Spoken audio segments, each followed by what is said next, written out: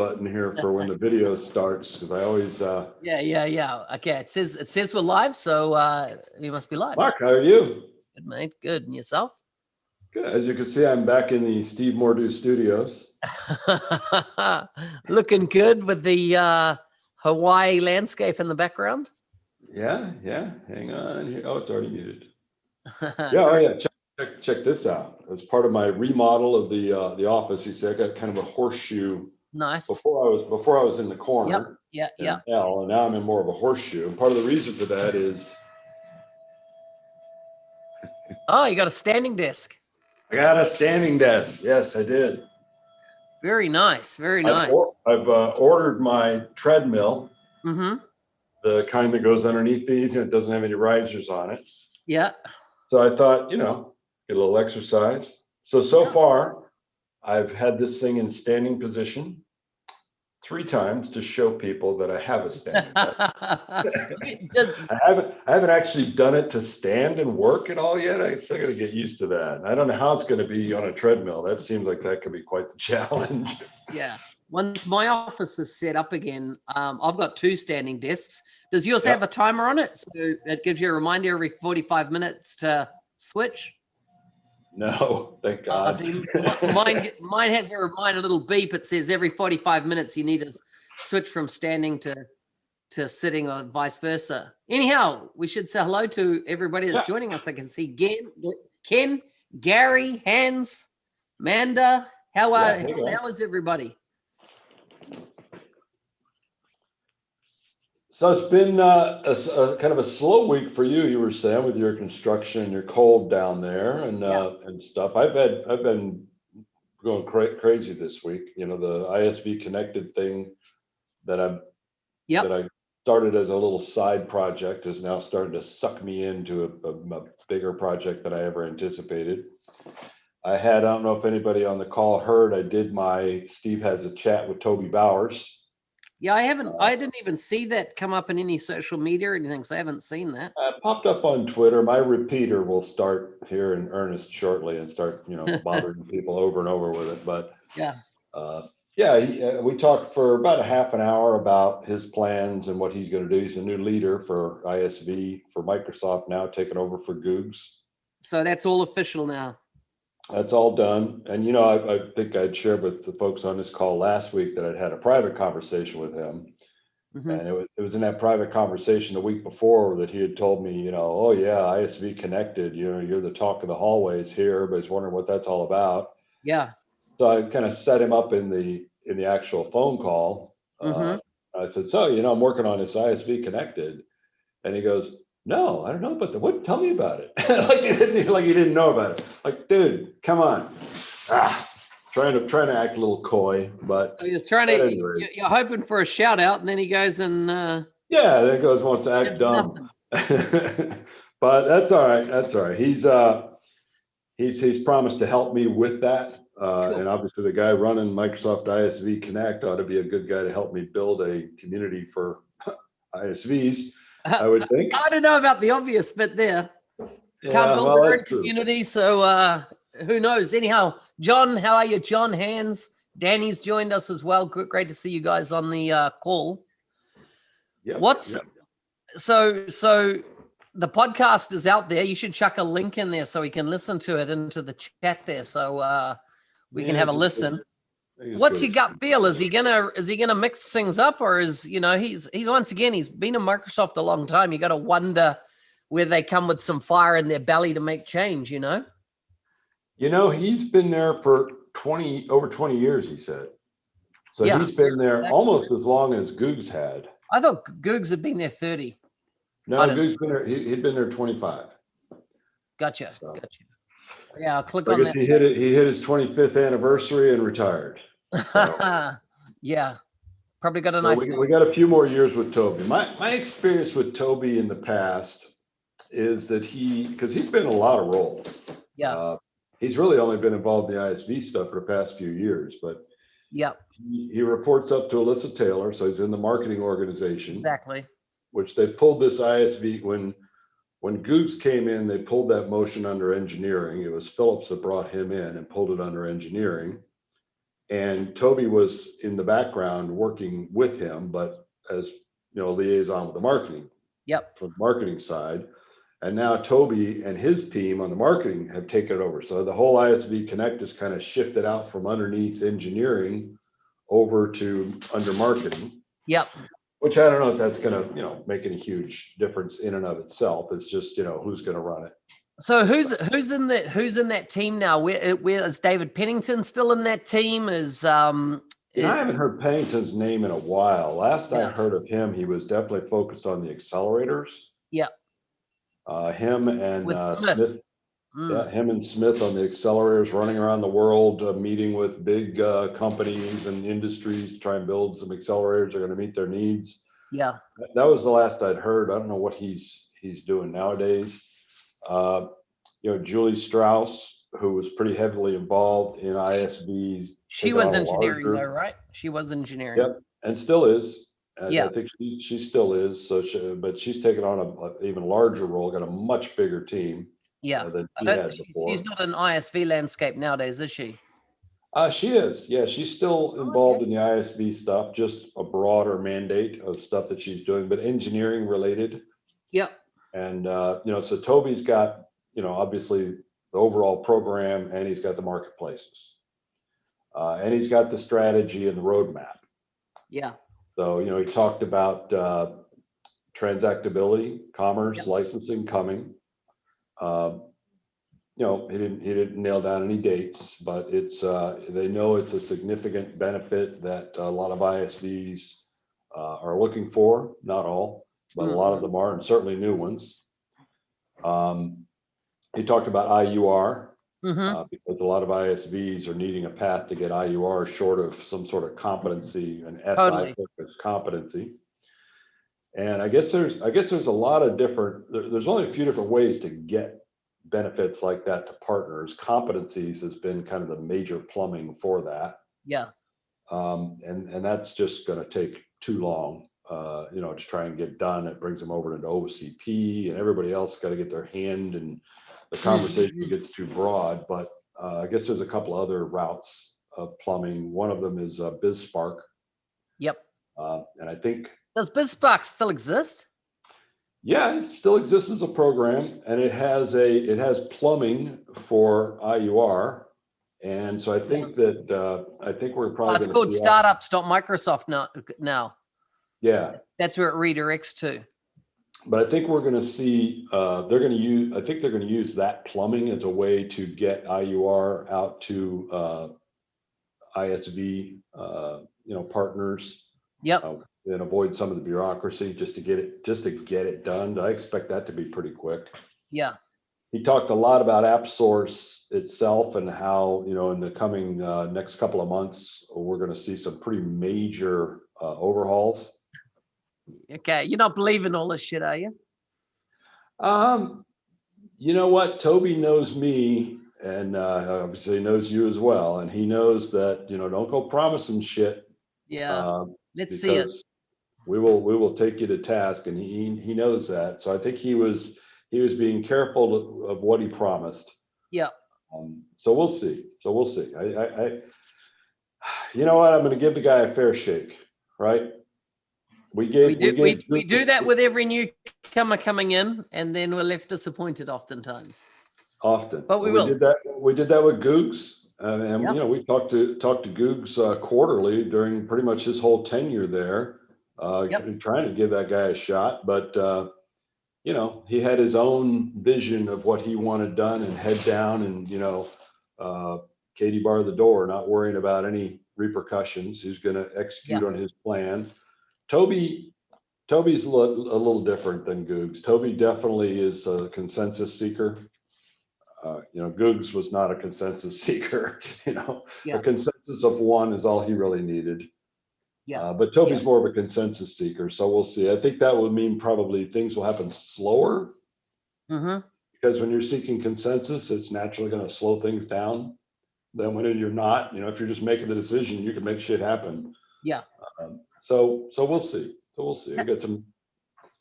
Back in the early days when, just to switch topics, Dynamics 365 marketing, you were big on really slamming Microsoft over their licensing model back then.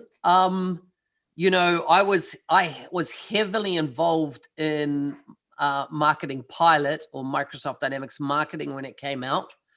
I can't You even had those say, hours back, huh? huh? Yeah, exactly. I can't even say that I've opened Dynamics 365 Marketing. So maybe I have. I don't know. I definitely would have around that time that it first came out. But what are you hearing? Are people implementing Dynamics 365 Marketing? Is it a tool? In fact, if you're listening here, chuck in the chat there if you've opened it, demoed it, touched it, used it, or even using it in production. I'd be keen to know. Yeah, people's thoughts on the maturity, the state of play of Dynamics 365 Marketing. You know, I tend to gravitate towards shiny objects for a while until I kind of get bored. Yeah. And I think that I got bored with Dynamics Marketing. Yeah. But part of the problem is I'm jumping in so early when stuff is still, you know, almost beta and it's fucked up and it's got all kinds of problems. And I bitched and complained and got them to fix the licensing model. And then it seemed like the progress on that product was going very slow. The team that was running it didn't seem to have any authority to get anything done. Okay. And I didn't really feel like it had a good future at the time, or at least a slow one. So I'd kind of lost interest. Well, since that time, that whole program got taken over by what's her name, Janet? Is it Janet? Got taken over by someone else inside of Microsoft because it was kind of stalling.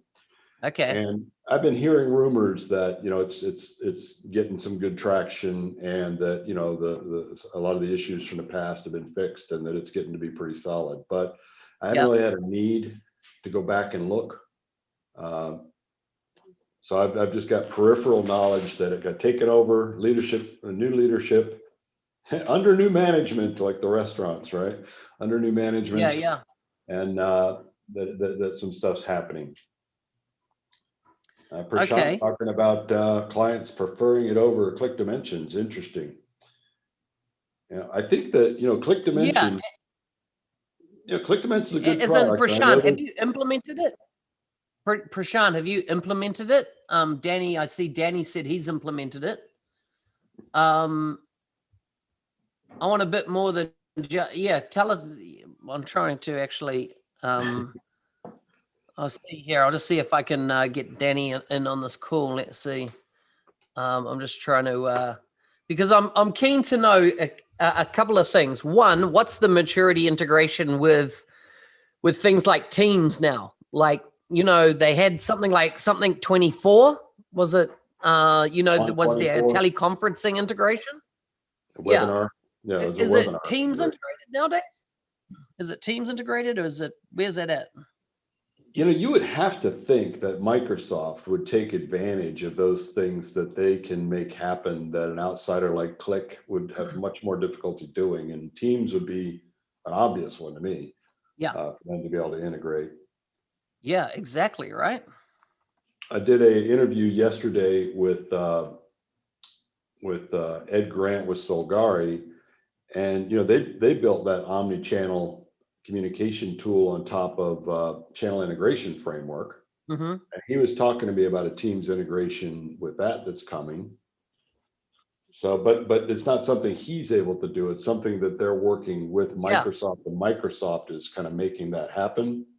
But, you know, Microsoft, he's a Microsoft darling, so they're willing to do that. I don't know that Click Dimensions is on the Microsoft, you know, Christmas list at the moment. You know, so do you see that link I just dropped in the window when you're speaking about Solgari? This came in via LinkedIn this morning.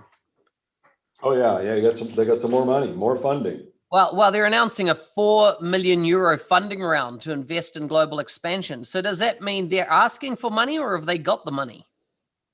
I don't know. I think he told me on the interview that they got it, or were getting it, or something. But they're on fire. I tell you what, it's an example of what, you know, we've talked about this before. You know, Microsoft playing the role of kingmaker. Yep. They've done it with SIs. They've done it with ISVs. You know, if you because These guys have only been around for 2 years. You got ISVs that have been around forever, and these guys pop up 2 years ago. They grabbed onto that channel integration framework, which, that popped out. We looked at, we were on the pilot for that. And I remember looking at that and thinking, you know what? Somebody's going to take this ball and run with it. Yeah. But it won't be me. Well, they're the guys that took the ball and ran with it. And, they built this, omni-channel solution, whatever channel you're on, and it's all integrated with channel integration framework, which is something that can be used with or without Dynamics 365. It's not Dynamics 365 dependent. Yeah. And, but it's clearly an enterprise level tool. It's not something you'd use for your little operation of a small business or something. It's an enterprise level tool. And, they closed a few deals with some enterprise customers, and that's all you need to do with Microsoft. Yeah. And, suddenly on the radar.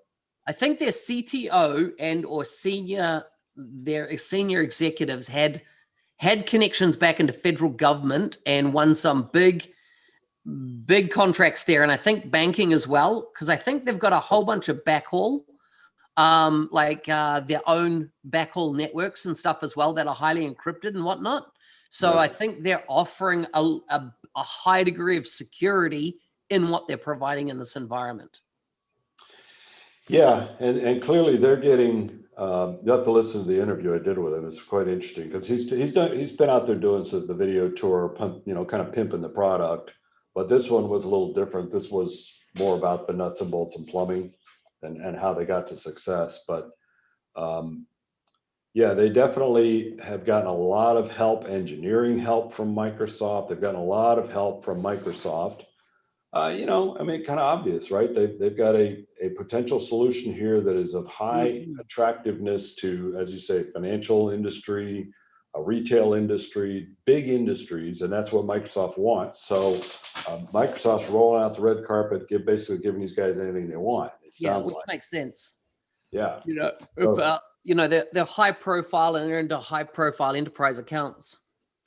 And you think they just started a couple of years ago, but that doesn't necessarily mean that this company's been out there a long time. These guys just started a couple of years ago, but they didn't start with an idea and an empty wallet.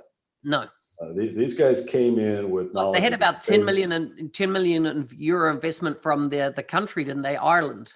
Yep. Ireland, business development, wanting to grow industries in Ireland, came up with, a big chunk of cash. They had some advantages getting started even only a couple of years ago that a lot of ISVs, don't have. Yeah. Yeah, true. Okay, here we go. I've got a link from Danny here. I'll chuck in the chat. It's a post he did on LinkedIn. What's it? Oh yeah, this is his marketing, which is great. I'll chuck that up there. Prashant, I'm still waiting for yours to come through, mate. Danny, okay, got that one from Danny. Looks like who else is on? I see we got a few people watching that haven't said hello. Say, don't be scared. Say hello so we know who's out there. Okay, thanks. Let's see. Here we go. I think Prashant's has just come through. Oh yeah, here we go. So direct integration for Microsoft Teams live events and team meetings. Let me just chuck that one up there too. So that is showing that the integration. Hey, Cullen, how are you? That is showing that the integration for Teams is in public preview by the looks. Have you done anything with that yet? Have you been on any sessions with that? No. But I'm about to take a closer look at it because I think it might be a tool that will solve some problems in a area that I'm, coming up with in the near future. So your good friend Julie Yak. Yep. She used it for I guess she's probably using it for several things now. But I did one of her ISV showcases last month that throughout the day had 5 or 6 or 7 of us come on and pitch our stuff. Nice. And she used that tool. It seemed to work pretty well. So she was using Dynamics 365 marketing. She was using Teams live events. Oh yeah. Now, hasn't Teams improved so much? When we were slagging it off and when we first went into COVID about its gaps and stuff, and Zoom was kind of doing well in market, and then it got bashed over security. By the way, did you see that the Zoom CEO is now one of the richest dudes in the world. As Really? the money just totally that they've made through COVID is eye-watering. Just we knew that there was going to be bashing it, God. we knew there was going to be some industries that were going to benefit from that. There always is, right? Yeah. The mortuaries probably did well. There's That's some more, industries that That's more. that have probably done well from that. Certainly the face mask industry has done well. What I can't get over of the S&P Fortune 500 companies, do you know there are four companies that make up 25% of the value of the Fortune 500? Yeah. Microsoft, Apple, Amazon, Alphabet. and Alphabet, and I think Facebook might have been in the mix as well somewhere. Interesting also that all five of those are technology companies. Yeah, and so some people, did you know that like Apple has increased by 127% in value for the same time last year? Now, that's crazy. Like it was $1 trillion company the same time last year. Now it's a $2 trillion company now.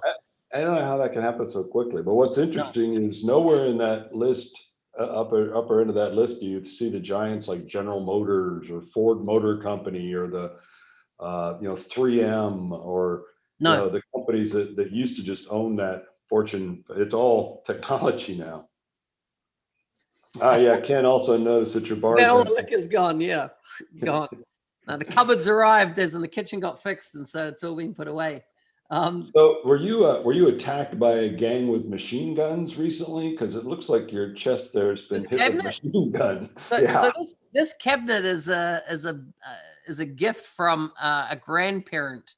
So it's one of our planned projects to do up. So it is in very original state, but it is intended to strip it all back and do it up, and it'll just be a feature piece. And store, kind of special glassware for special occasions. That shall be some work. Yeah, definitely. What was I going to say? PowerUp Live. I'm just trying to find the link. Do you remember the link to get into PowerUp Live? Group info. Here we go. I'm just going to chuck that up there if anyone wants to jump on that. Just working out how to share it. Do you know how to share? Hey, Nick. I see Nick's on there. Group settings, which on PowerUp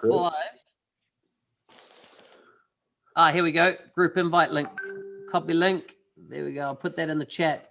If you guys want to jump in the WhatsApp group, which for this show, that's the link there to get you in there. See, Chris has joined us. Ready XRM, our friend in Canada there. Yeah. A few others. So actually I'm going to make a request to the audience today. Mark has a self-serving need. Here it is.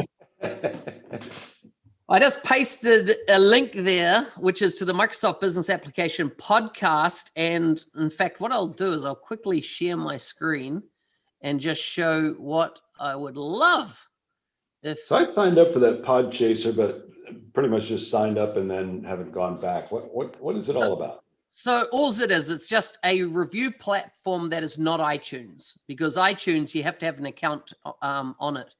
So for those of you that can see it here on screen, if you would be so generous to go in here, click on the give the podcast a review, smash it with a 5-star rating there, and just say a few bits and pieces, that would be fantastic. I'd like to get my reviews up on this platform. And, I've been podcasting. I don't know. Does it show how many episodes I've done there? Let's see. 232 episodes now are up there. So I would really appreciate it if everybody listening right now, that's 16 people. Let's minus Steve, 15. Steve, you can go give it a review, actually. Yes, I'll do it as well. Go up there, give it a review. I would appreciate it. And I'm going to share those reviews then out on Twitter. So make sure your name's in there. And over the coming weeks, I'm going to share those reviews from various people. That would be fantastic. It's a weird thing, podcasting, right? To get that feedback loop closed, it's really hard, I've found, to get the engagement.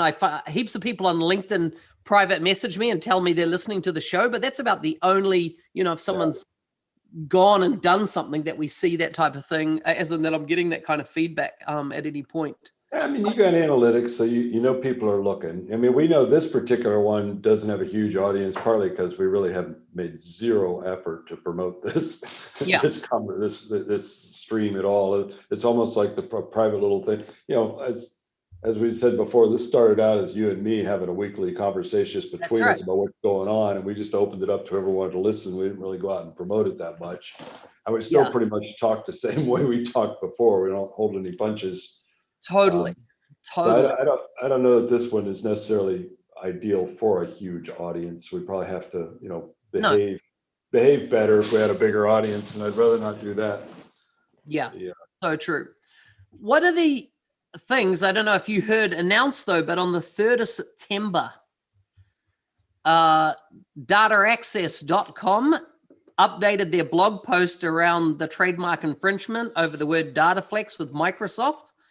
And on September the 3rd, they said Data Access and Microsoft have agreed to resolve their dispute. Data Access has dismissed its complaint. Data Access retains full rights to its Dataflex trademark and will continue to use it and defend it. So Microsoft isn't going to be using the name. Nope. And like somebody got a big payday. Somebody won the lotto.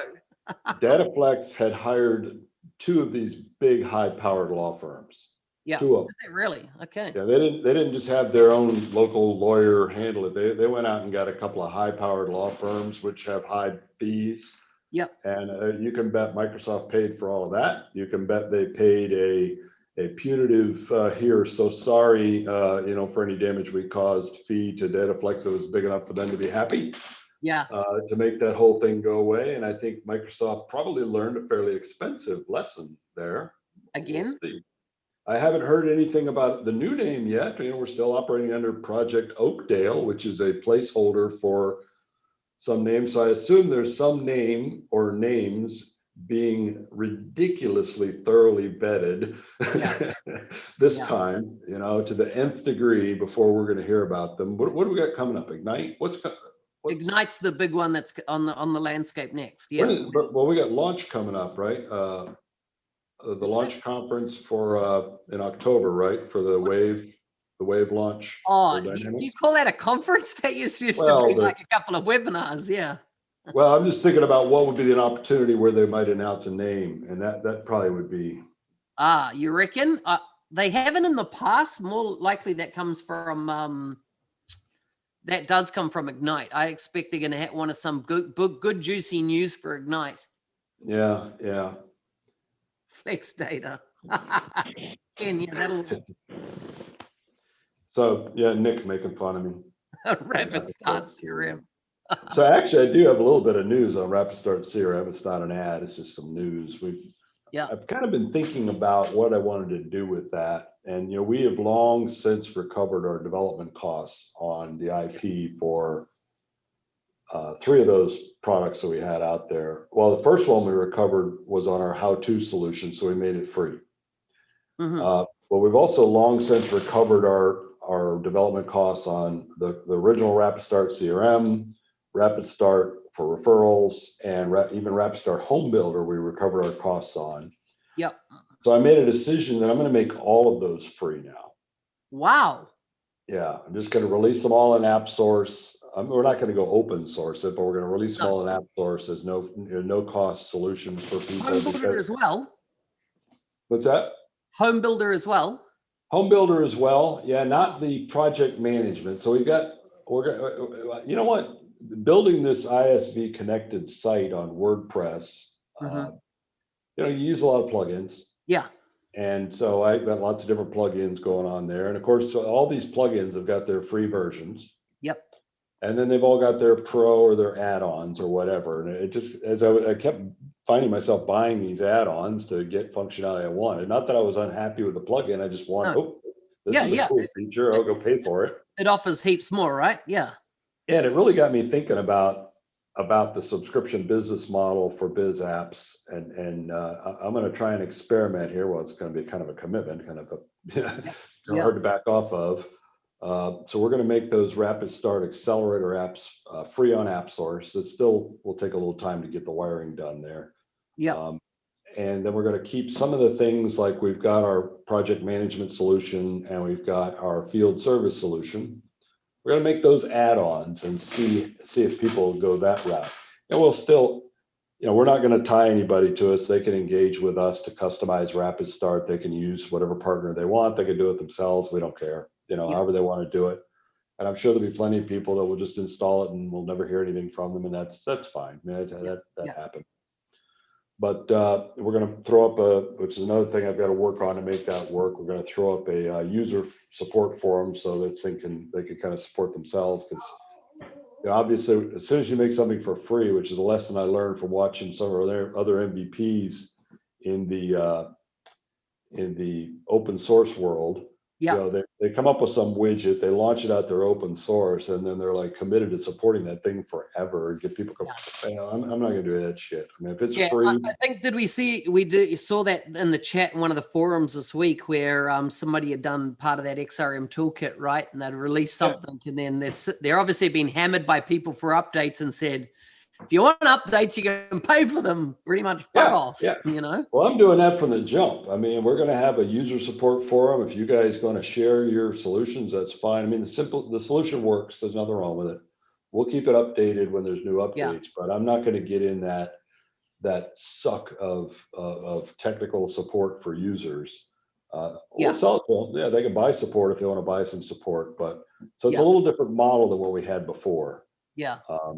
I'd be interested. ReadyXRM made a joke there about Alexa CRM's WordPress plugin, which I've used now for 3 years. I think I was one of the original people on it, and I use it for integration to my WordPress site with 2 areas, one for my mentoring and one for my coaching.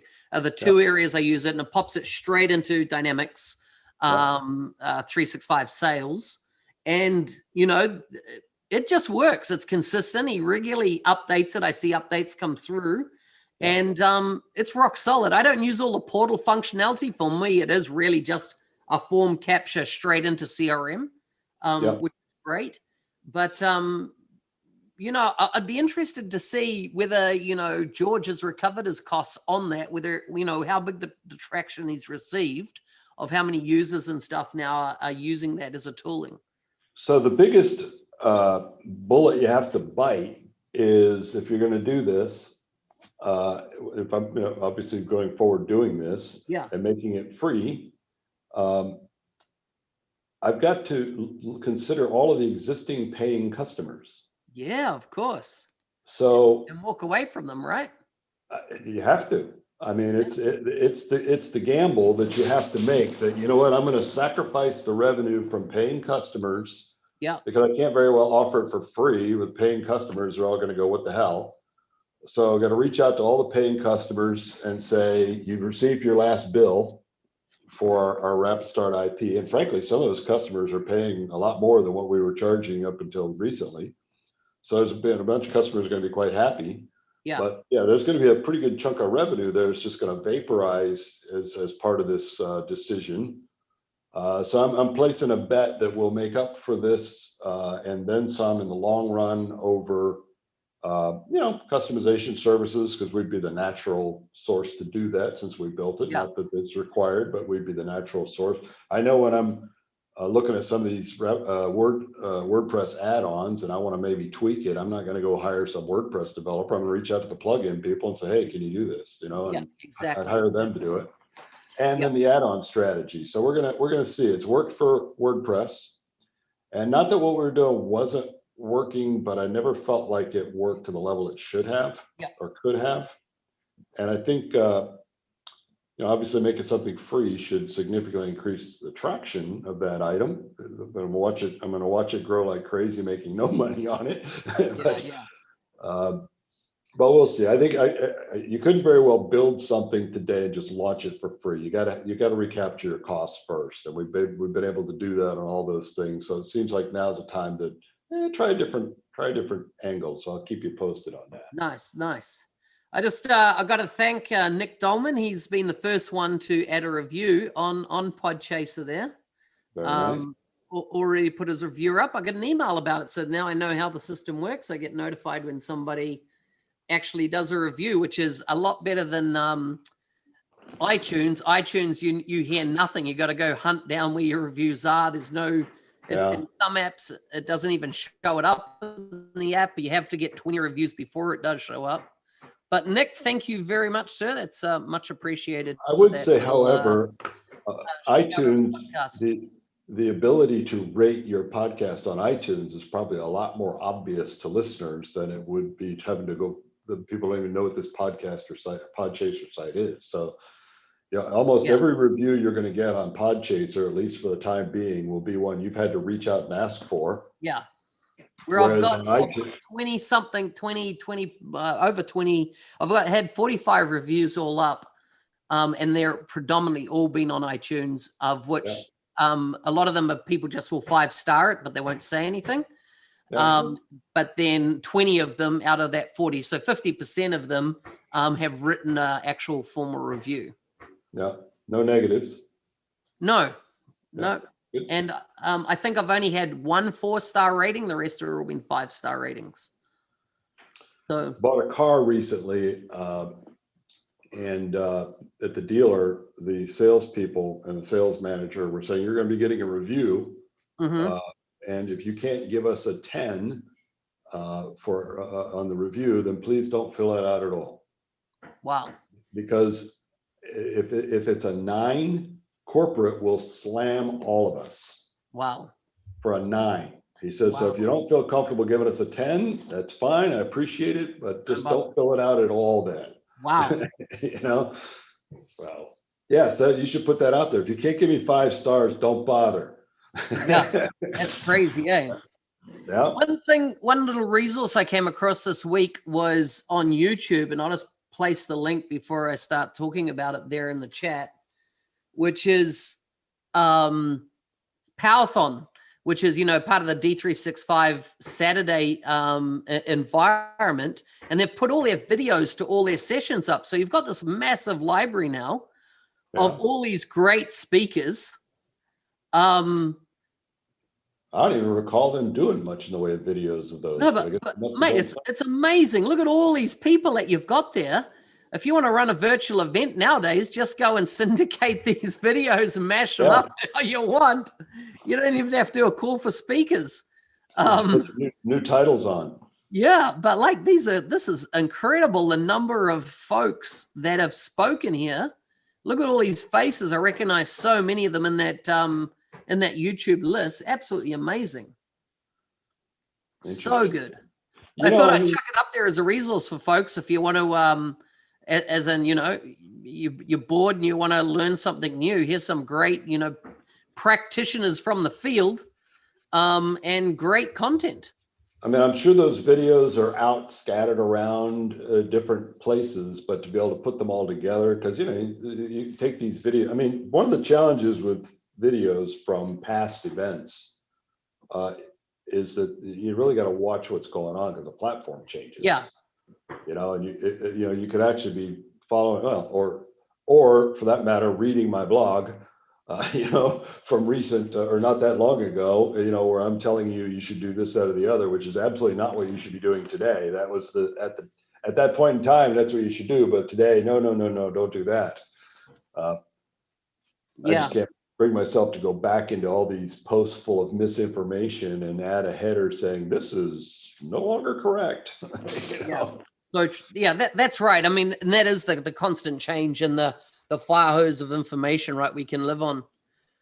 Thank you, John Grace, for that review. This is kind of like real time, seeing the reviews come through. Really good. Really good. Thank you, John Grace, also for signing up for ISV Connected. He's one of our early folks to sign up on that thing as we're trying to slowly kind of eke that out. And I'm still lining up some Microsoft resources, lining up. We talked about having Ed do that series. I want to do a series of successful ISV interviews. Yeah. And so I haven't really put the pedal on the metal of promoting that just yet. Well, John would be an interesting person to get on because he's been in the ecosystem a long time. Yep. He shares our frustrations with Microsoft. He's you know, he's committed to the platform for a long time, and then he's gone out and cross-platformed. He's gone to other ecosystems after kind of, the frustration of years and years and years of Microsoft inconsistency and love showing towards ISVs and the ever-changing programs, that you see out there. Well, I mean, I felt the same way, and that's kind of part of what drove me to trying to create that, is to see if we can create a big enough hammer to do something about it. Yeah. We shall see. Time will tell. Yeah, I see ReadyXRM talking about George needing some more marketing behind his tool. I agree. He's got a good tool, well built. And sorry, I just got mixed up around John Grace, because John's got the North 52. He hasn't gone to other ecosystems, but he has been frustrated. I know that with his experience. There's another guy in the UK I was thinking of that's gone to other ecosystems after his frustration with the tech. Well, I was going to say, I hear from George Dubinsky, maybe like, I don't know, every other month or so, where he'll call up to, talk about his marketing ideas. And he reminds me of someone else that we know who's got ideas and got, things they want to do, but never seem to get around to actually pulling the trigger on any of them. And George is one of those that I think, that clearly his Alexa CRM is a fine tool, but a side project. Yeah. Does not get his full focus. And I know how hard that is. I mean, I'm trying to launch this thing as well, and it's trying to suck me in to be able to, it's not going to get anywhere if I don't put there's a certain minimum amount of effort. It has to happen or nothing will happen. And then you've got, you still got to make a living. And you got your other angles and your other things. In your case, you're trying to build a fucking house. Lots of things pulling on our attention to be able to keep focused on stuff and make things happen. I think that's been a challenge with Alexa Portal. I think that if it started to take off on its own, George would probably jump in and spend a lot more energy on it. But it's kind of a catch-22, right? If you don't spend the effort on it, it won't take. Nothing takes off on its own. Yeah. Ken has asked a good question there, and let's open up to everybody in the chat. What things are you looking forward to in terms of finishing out 2020 from Microsoft? I'll ask you in a second what yours are, Steve. But before we say ours, be really interested to hear what the audience what they're hoping to see before the end of the year. And I don't think a cure to COVID-19 is going to be one of those things, not coming from Microsoft. But what's on your list out there? Yeah, let's hear from you guys first. That way we can come up with better ideas. Better ideas. Yeah. I know at least for me, I'm all ISV focused at the moment. I have been for a while. Even though we still make most of our money on SI services as a business, it just has not been that interesting to me. And the ISV space has continued to be interesting because it's been so frustrating. So clearly, I think the things I'm looking forward to is to see what Toby does here. And I don't know which 2020, if you're talking about calendar 2020 or Microsoft 2020. It's 2021 now from a FY perspective, right? Yeah, so we're already past that. And Danny, you're going to see another name change, right? Because I think we're going to hear something about what they're going to call what was formerly known as DataFlex soon. They can't leave that as Project Oakdale for very long. That's not a marketable term. Definitely, I think in hindsight, not only because of them getting their hands slapped and having to pay some money, but they lost some momentum with this dropping common data service name, trying to move to something else, and then having all this shit blow up. And now it's this Project Oakdale. Nobody knows what the hell that is, and that's obviously temporary as well. I mean, just think about the marketing out in the field and with customers. Where are we at with this name of this product? It's such a key component to the future of everything that's going on at Microsoft. And how the hell do you even market it? I'm not going out there to talk to a customer about Project Oakdale. So I don't know. Yeah, it's interesting. The the parity of the tools. We've been promised that for years now, and I don't know. Do we have a single portal now to do everything from an admin perspective? Getting closer. Partner Center. They're consolidating more No, I'm not stuff talking into about Partner Center. I'm talking about for building stuff. Yeah, the back end part of it. There's that many URLs to different portals to different areas, etc. I don't know how consolidated. I know there was an aim to become much more consolidated for some time now. The parity between the Windows Workflow Foundation engine, which underpins, the workflow tool in Microsoft, as opposed to Flow or Power Automate. These two, there's been a lot of talk about parity becoming between those two, and they just don't seem to be. We're 3 years in of hearing parity was coming, and we're not getting the parity. Apparently time is fuller than anticipated. They're supposed to come in the fullness of time, and what an interesting phrase, right? Yeah. So I think what Nick's referring to there is, the Oakdale is, I think, and correct me if I'm wrong, Nick, but I think Oakdale was the code name for the team's specific version of DataFlex. And then DataFlex Pro was going to replace Common Data Service. So maybe they leave. I guess what he's saying is he can see Common Data Service, what was going to be DataFlex Pro, remaining Common Data Service. Yeah.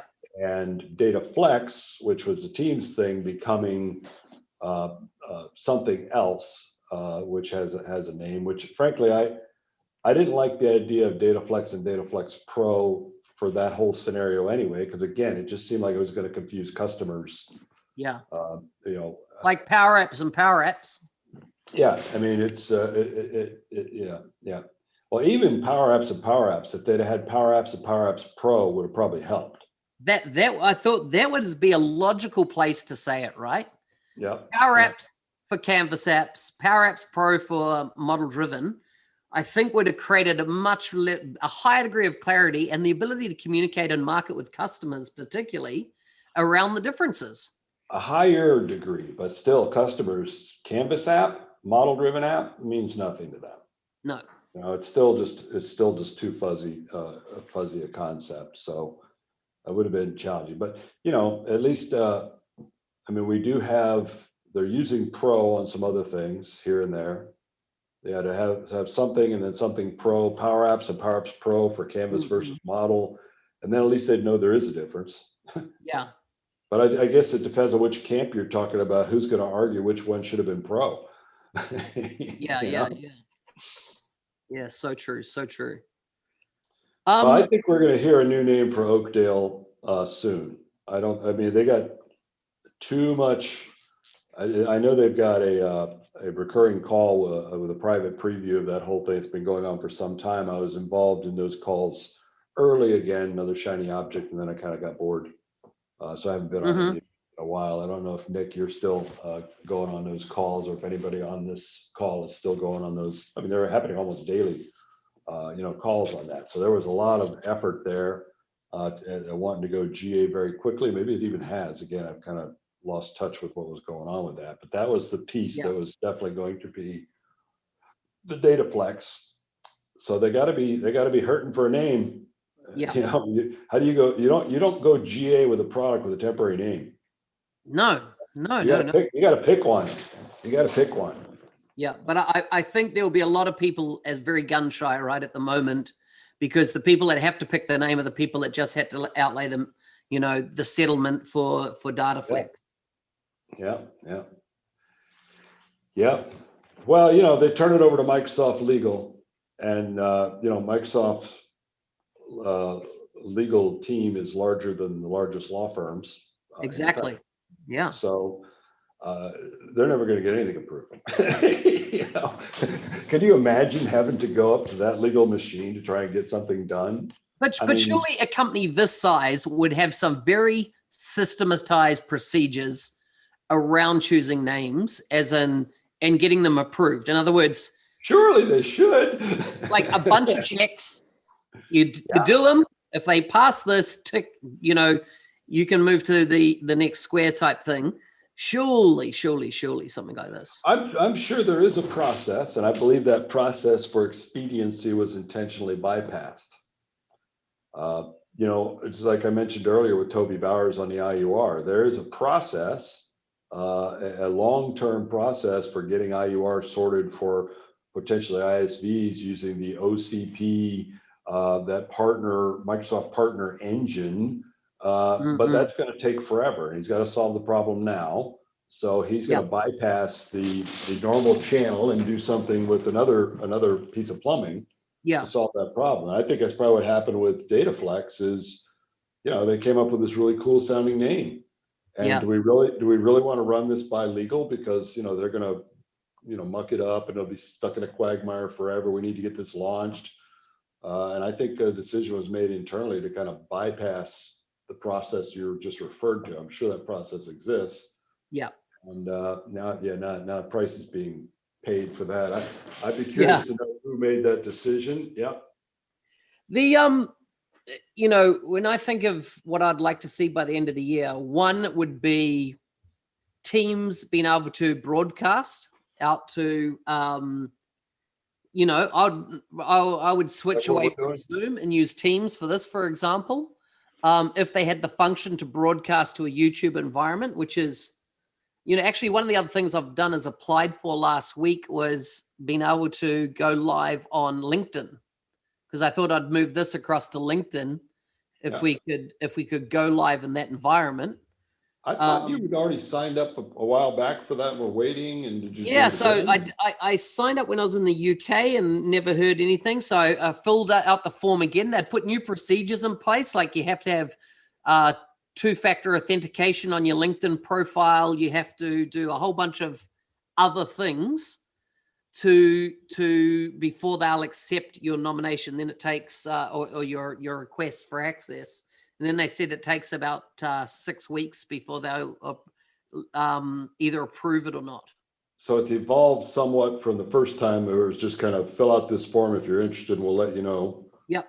I get notifications here and there from people that I'm following these people, letting me know that they're speaking live now. I don't recall wanting to subscribe to their live thing. No. It's kind of annoying popping up on my phone, but that certainly would be a better vehicle, I think, for business and customers than probably this tool, or maybe it will. We're in the our category here is very business. Danny, and thanks then very again, much. there's also ways to multi-stream out, to multiple things simultaneously too. In fact, to go to LinkedIn, you have to use a multi-stream platform. Like I've already, it is a requirement. You can't just stream to LinkedIn. It has to go through a product like Restream to get it. Danny, thanks for the review. There you go. Look, I got 3 reviews today on the on that little channel.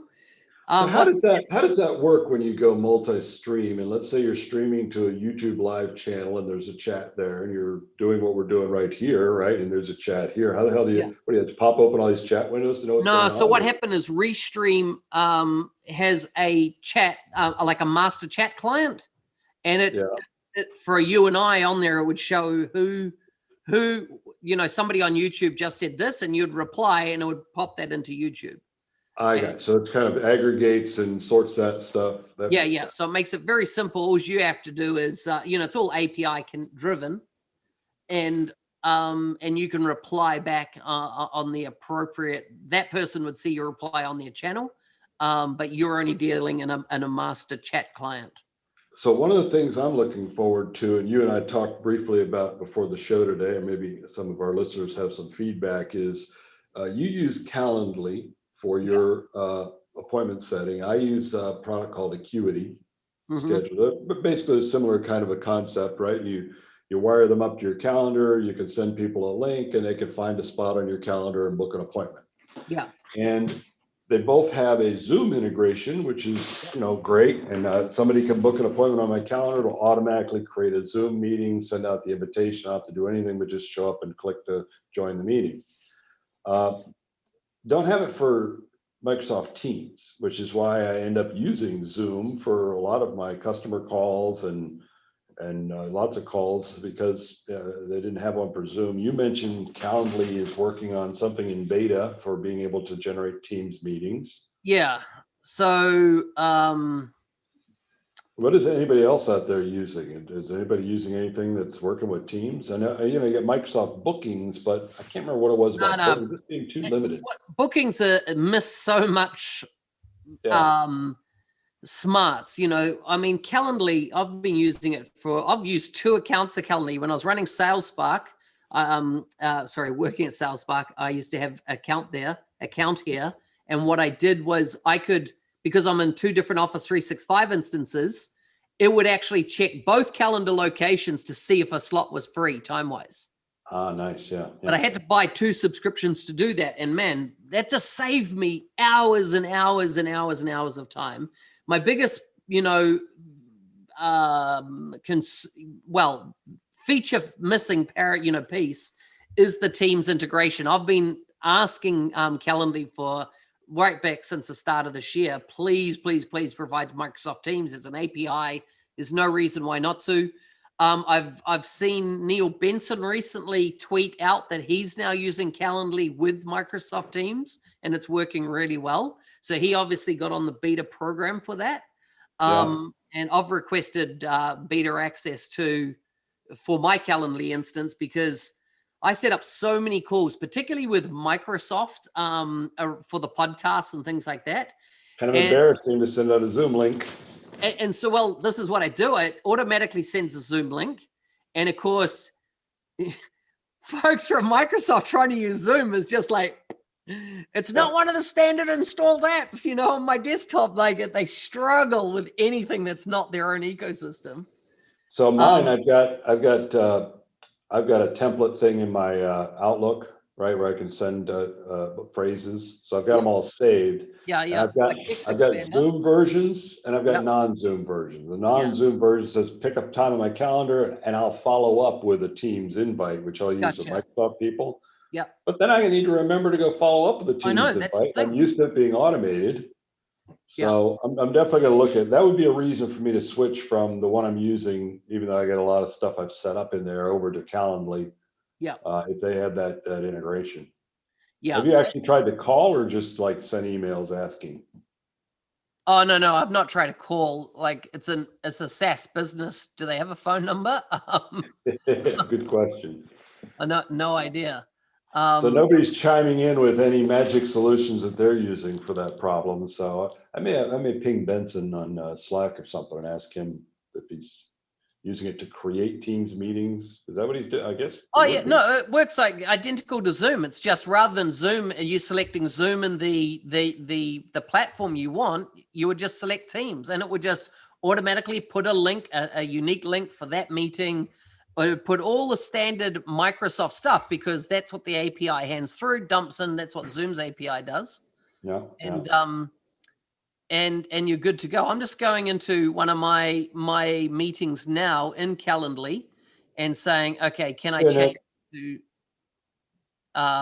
Teams? Just going to try. In there, you've got, it can be an in-person meeting, a phone call, a Google Meet. So that wasn't there before. Zoom, go to meeting, custom, or ask invitee what they want as a location. So at the moment, definitely my tenant doesn't have Teams as one of the options for the location, which is with the tool they use to set that Zoom meeting. Well, we've run out of time on that note, but maybe you want to actually see if you can get anybody on the phone. Tell them you're an MVP for Microsoft. You want to, see if you can make some hay out of that.